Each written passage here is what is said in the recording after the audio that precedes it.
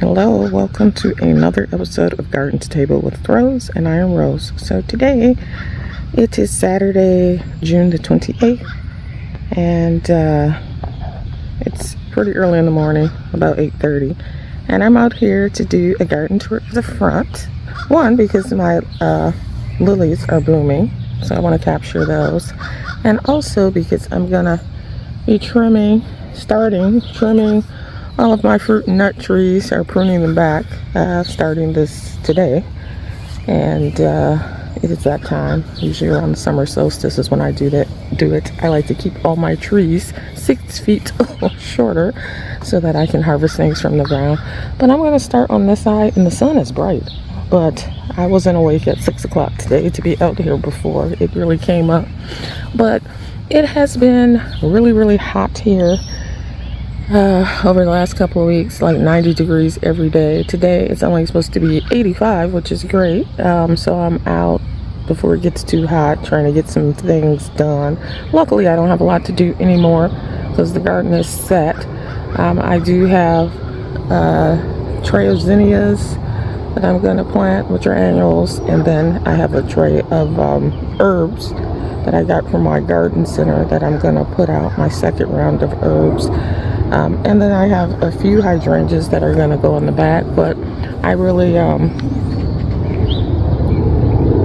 won't be planting anything else beyond that until fall time, when I plant certain things that like cool weather. So here we are in my relatively new side garden. Now my roses just finished blooming, so those are all done, and I've deadheaded most all of those. So what's taken over in its place are one of these Shasta daisies, which actually they need to be deadheaded now too. At least this one. This one started blooming first, but they're going over, probably from the heat. They're browning. So I need to trim those back, but everything here is filling in. This is the area where I put in a bunch of new roses. There's at least 6 new roses here. They're pink and white ones, so they're still very tiny. It'll be a couple of years before they're big, but the salvia is still blooming. These smoke bushes are looking good, and then I transplanted a few lilies here, and you can see they're blooming. And I transplanted these recently, like within the last month. So they were tall when I transplanted them. I didn't know if they would make it, but I knew at least the bulb would come back next year, most likely. But they bloomed anyway. So yeah, these tall lilies just multiply like crazy for me here. And I have a bunch of them in the back too that are different colors. The ones up here are pretty much all white, but I have orange and red ones in the back. And so I'm going to have to, near my potting shed, I'm going to have to move some of those too.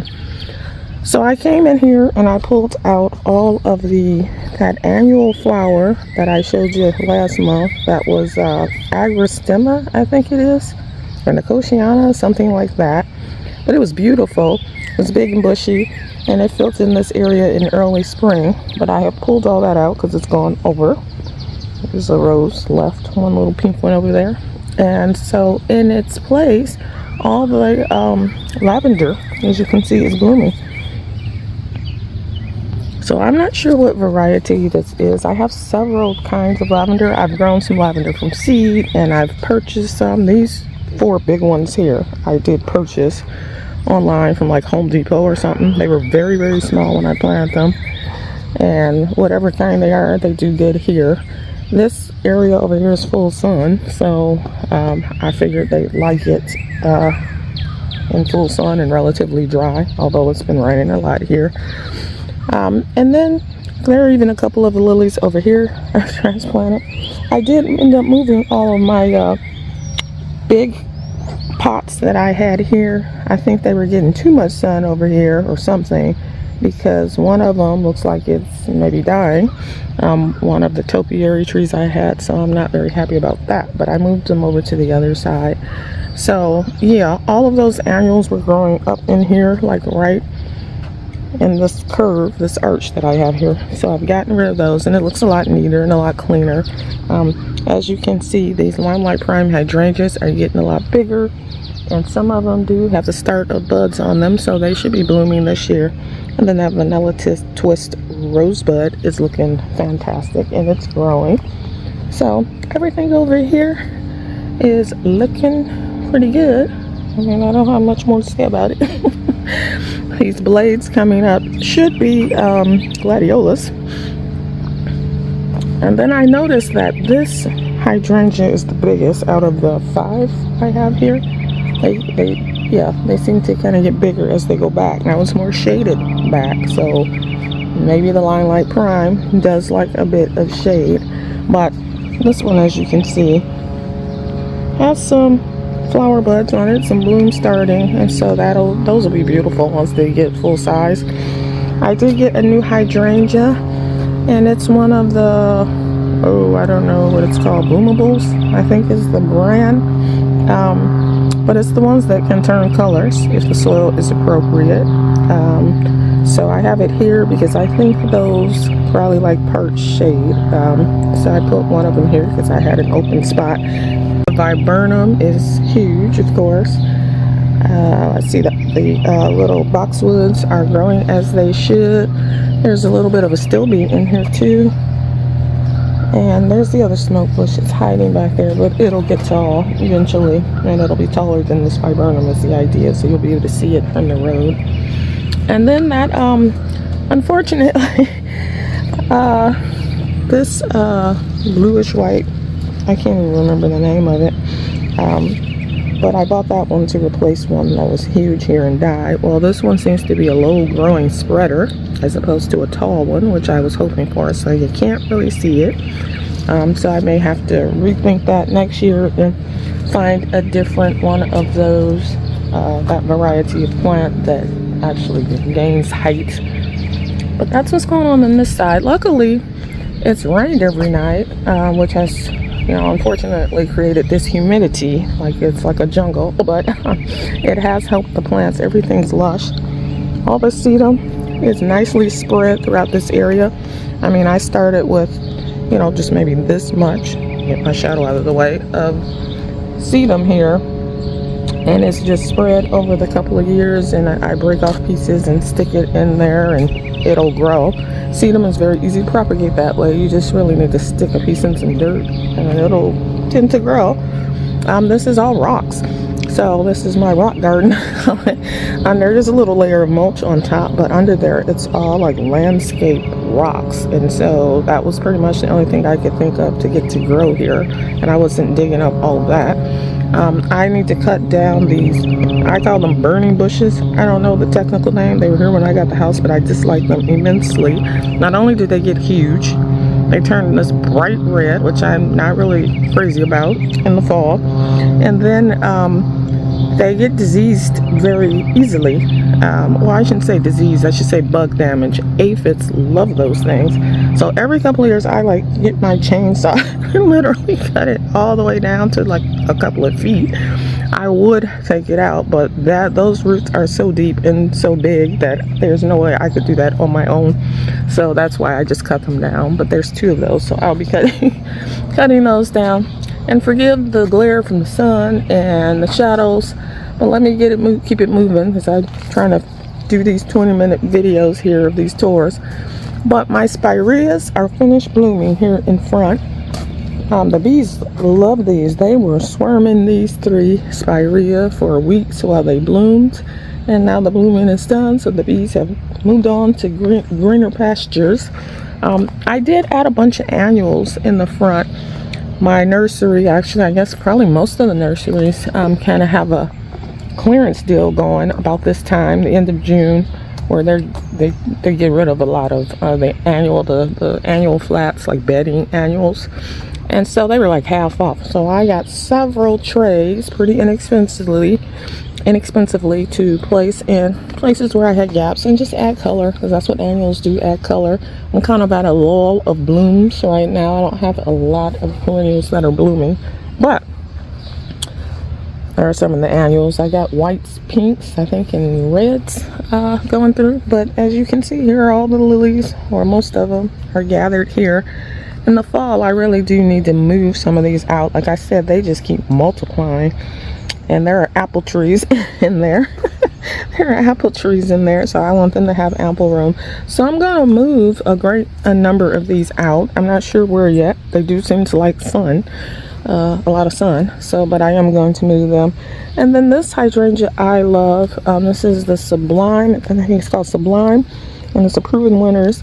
And I love it because the flowers on it stay kind of greenish. I mean, they fade and they come out dark green, and then they kind of fade to a little bit of a lighter green, going closer to white. But it is a unique coloring in terms of the hydrangeas I got, because most of the ones I have turn pink, or start out pink and turn white, or start white and turn pink. And so, but these kind of stay pretty green, so I do really like those. My feverfew is going over, and most of it I've cut and used in cut flower bouquets. I got a couple of cone flowers, white ones coming up over here, which I really like the cone flowers. They come in so many colors now. I mean, every color you can imagine. And there's even a pink one over there. I'll go on that side in a second. But I moved one of the topiaries here. This one didn't seem to have too much damage here, so it's semi-shaded, sitting behind this fence and in the midst of all this other stuff. The other one, the 3-ball one I had, looks like it's a goner almost. So I'll show you that in a second. And then I did move the third little one I had in a pot. I just set it here for now. You know, it's pretty shaded here under the overhang of the porch. And then my little arborvitaes in my pots here, these ball ones. Try not to spin too fast. There's another one right there. They're finally filling in the ball. My goal was to have these get big enough where they, you know, filled out the whole ball. I thought that would just look really cool. So this is year, I don't know, year 3, I think, because they were extremely tiny when I got them as well. So they're doing what they're supposed to do. And then in these little pots, I just put zinnia seeds. I literally just sprinkled the seeds. And then I have one leftover fern, because I actually bought some ferns from the nursery to go in my window boxes, because those are shaded and nothing grows in there, but I still like to have pretty things in there in the summer. So I had an extra one. I threw it in there. Now, I've talked about this 9-bark several times, and I want to say I am impressed with it, because not only is it beautiful in the spring, it first gets these white flowers that then turn pink, like a soft pink, but then they turn red. At the end they turn red and have these awesome looking little seed heads. They're not flowers, they're hearts, so they're like seed heads. But how pretty is that? Plus the color of the foliage. I mean, that is just a fantastic plant, especially not only for the color and the beauty, but for using in cut flower bouquets. I love it. So I'm letting that one grow wild, grow as tall as it wants to. It's much taller than me now, so it's at least 8 feet tall at the top, which is cool. So over here, I added in some more of the annuals that I purchased, and everything over here is doing okay. The only thing I'm fighting are those onions that I told you about. That I planted one flowering chive here 2-3 years ago, just to have something blooming there, and I had the seeds already, and I mean, I let that thing go to seed apparently, and I have been pulling out baby chives for 2 years. So I would not recommend you plant any kind of flowering chive that's going to drop seed. I know they probably have some sterile varieties that you can buy that are just for ornamental kinds of things, but these were regular chives that you could eat. But yeah, I won't make that mistake again. I'm still pulling out chives everywhere. But this is the other topiary that I said it crisped up. It turned all brown. The bottom layer still looks kind of green. So it's been getting a lot of water. It's still getting sun here, but not as much as it was on the other side, I don't think. And I just want to see what it does over the season, because I'd hate to lose that. I've had that for probably 3 years. It's been in that same pot for that long, and it may also be pot bound. Maybe that's an issue, but I know people keep topiaries in pots for 10 years and they don't seem to have a problem, so we'll see. But anyway, lots of still be coming up in there. In addition, there's a couple of gladiolas in there and some other either liatris or something to that effect that I have planted throughout there. And then in the front here, I put a lot of the annuals here in this front border. to kind of fill in the gaps because my little boxwoods are still very small. Get closer to them so you can see. They're still very small. I just planted those this season. These beautiful wee white hydrangeas, I love them. This one is still lagging behind, but I'm probably going to get more of these ultimately and just fill in where all these annuals are. Ultimately fill in this area with the wee white hydrangeas is what I'm thinking. So I'm going to make kind of like a wedge or diamond shape of those, and then flanking it will be, you know, I got these golden arborvitaes on either end. There's one over there, and then behind them are all hydrangeas, bigger hydrangeas. So pinky winkies, which get really tall, I have one on each end, and then in the middle those are 2 oak leaves. And then on the outside of that row is where I have all my cutting mums, so they're still very short right now. I continue to cut them down until basically July 1st, and then I let them grow, and in the fall they bloom, and I cut a lot of them, and there are a lot of them, so that usually goes well. This rosebud, I did manage to stake up one limb since I'm trying to get it to get taller. So if you don't stake up a limb, it'll just keep weeping over. And I did trim it because, you know, it's trailing on the ground, or it was. So I'm trying to get that to get a little bit more height to it. This is a perennial that the bees love. It's like Monarda or something like that, but they're always all over that one. And then in here, let's see, in here I have these little lime hydrangeas, which grow very slow, and they haven't gotten a lot of blooms on them. Now they are getting part sun, so I mean I think they're in a good location. But I put some of the annuals in over here too. And then these have come back, which I thought they had died. It's a beauty berry, and it has these beautiful purple little berries on it. So it's just a pretty shrub, and it died back to the ground, so I thought it was a goner. And it didn't start growing again for a while. So now it's growing again, so I'm happy. My poor little clematis is still hanging in there, but I just planted that one in the fall, so it's growing very slowly, but eventually it will attach itself to that arbor and start to get bigger. So nothing else new over here. There's some more lilies that I moved. Something else I need to cut back, another salvia type deal that the pollinators love. I do have a red hot poker, but it's a different color one. It was supposed to be yellow, I think, when I ordered it, but it looks like it's more of an orange, which is fine. It matches the color scheme. Let's see, oops. All of that beplorum is blooming out. I have cut some of it, but I'm only making so many bouquets. I may be making 1 or 2 bouquets a week, because that's, you know, you have to have the right combo of flowers, and so I don't necessarily plant it like I used to. But yeah, that's doing well. My cotton candy maple is doing well. Oranges are starting to bloom over here on this side. Back there is an old school Annabelle. Over here it hasn't started blooming yet, but there is a newer panicle type hydrangea there. I can't think of what kind. It might be a moon rock. And then there are hydrangeas going all the way through here.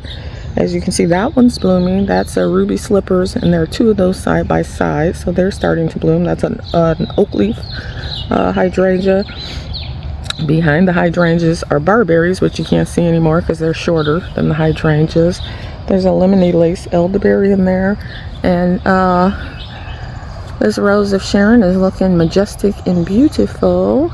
It usually flowers prolifically. I can't recall exactly what month it flowers, but it looks really healthy. I did stake it because it was starting to lean over a bit, so I did stake it so it was up tall. This crocosmia is going to start blooming soon. These big blades, they do have little red flowers, and let me show you one of the buds here. They do have these little red, I don't know if you can see that, trumpet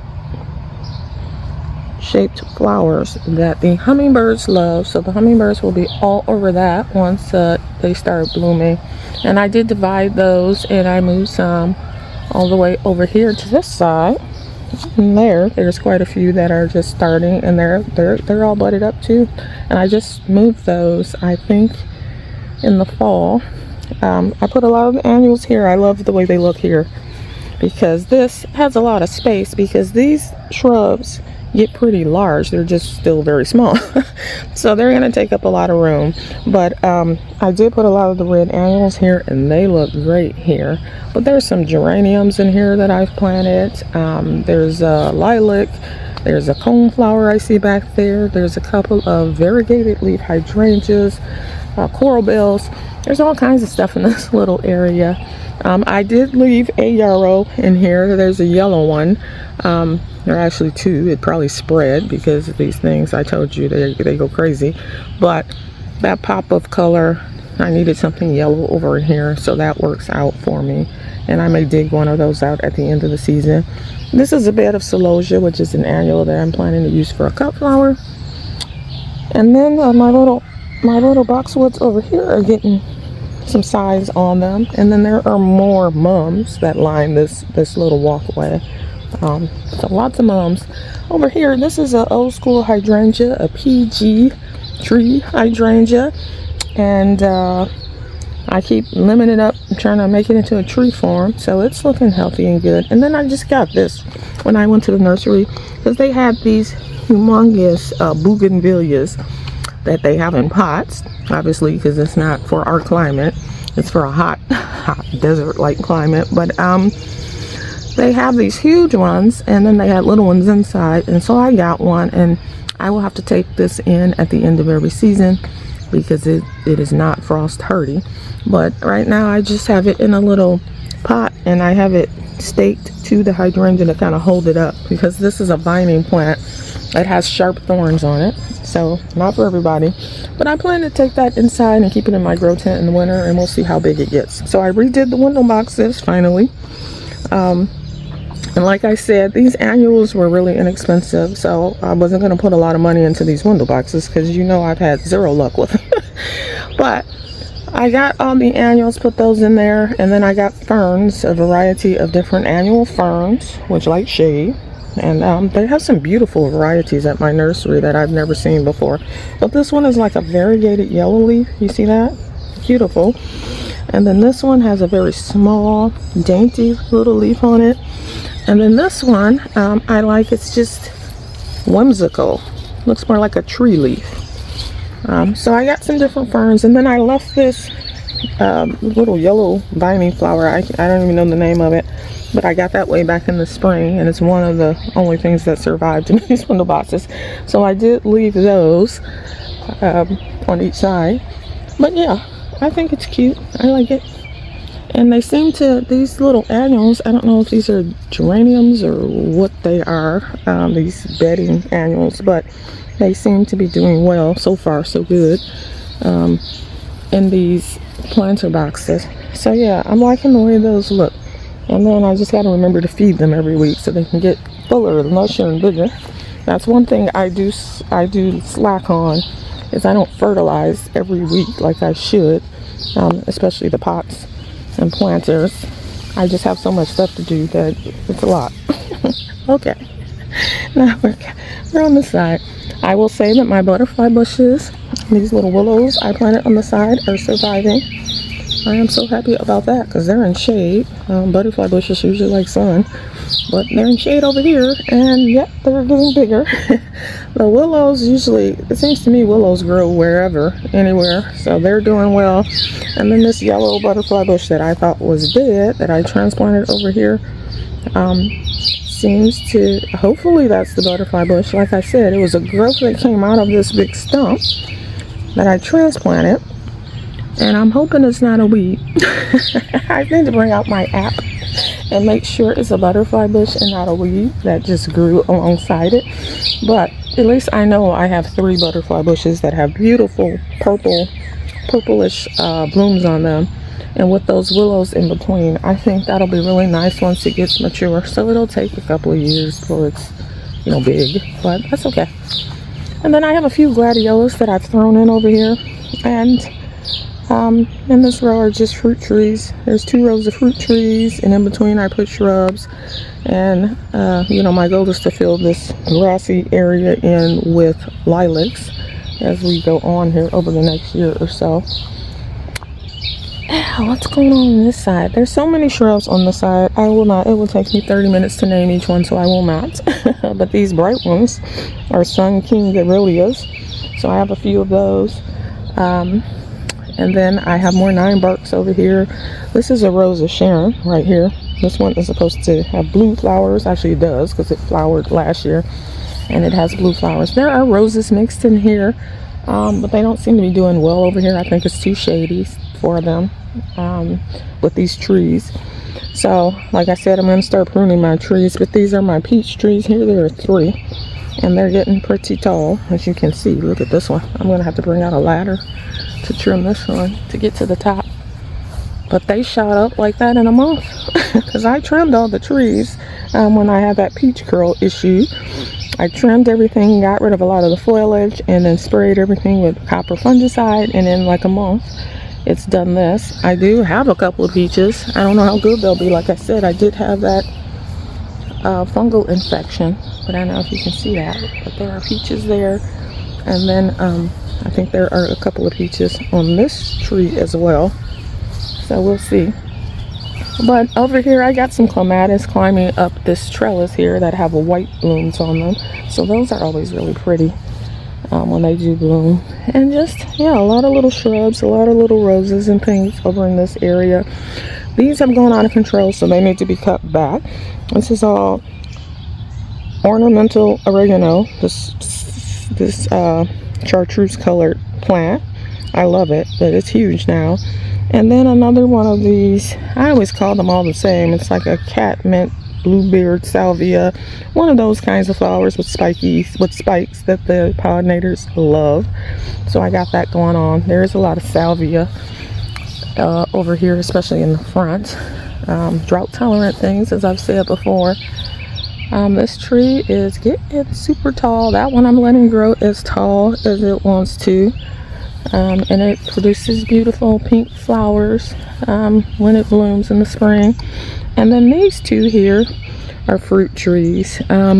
These are persimmons, I believe. Yeah, so I've never gotten any fruit off of them. That's why I have to think about it, because I've never seen the fruit. Now I think I've lost one of my apricot or nectarcot. It's one of the 2 trees that was here. As you can see, it has no leaves on it. I pruned it all the way down. The leaves just fell off once it started flowering, or started putting out leaves in the spring. So I guess it probably had a fungal, maybe it had that fungal infection too. But what I have found with other trees, like my persimmons, is that they have died all the way back to the ground, and then the next year just pushed up like shoots from the ground and started over. So I'm hoping that one does that. I did buy, I believe, another apricot that I have in that new row that I planted, just in case, because with trees, fruit trees, nut trees, you tend to want 2 of each kind, maybe different variety, but 2 of each kind, so they can kind of cross-pollinate each other. So we'll see what happens with that. If nothing grows back, I have to take it out, unfortunately, and put something else there. But yeah, so, you know. And then the other trees here are, I have a couple of almond trees and a couple of chestnut trees, and then more roses here that I just recently planted. There are 3 here, and all the little shrubs behind them are doing well. The oak leaf hydrangeas here in the front are doing pretty well. As you can see, this one is blooming out beautifully. Very pretty. And then that one is a little bit further behind, but it does have some blooms on it. And more lilies. There are lilies everywhere. And as you can see, I don't know if you can see it, but there are bees all over this salvia here that I planted. Most of the salvias that I have, I actually planted from seed. I grew them and planted them from seed. So, but the pollinators love those. So that is the whole front yard tour, and a little bit over 20 minutes, but not bad. Not bad. Compared to my old videos that would probably go on for 45 minutes to an hour. So yeah, so that is my front garden tour for the end of June, and as you can see, it's so full. and so lush. It'll look a lot neater once I prune the trees, but man, things fill in quickly. Once it gets hot enough and it starts raining, things they just grow exponentially. Nature is amazing how fast a plant can grow. I mean, we're talking inches overnight. It's pretty amazing. So that is all I have for today. Now I am going to get to work before it gets too hot. But until next time, bye bye.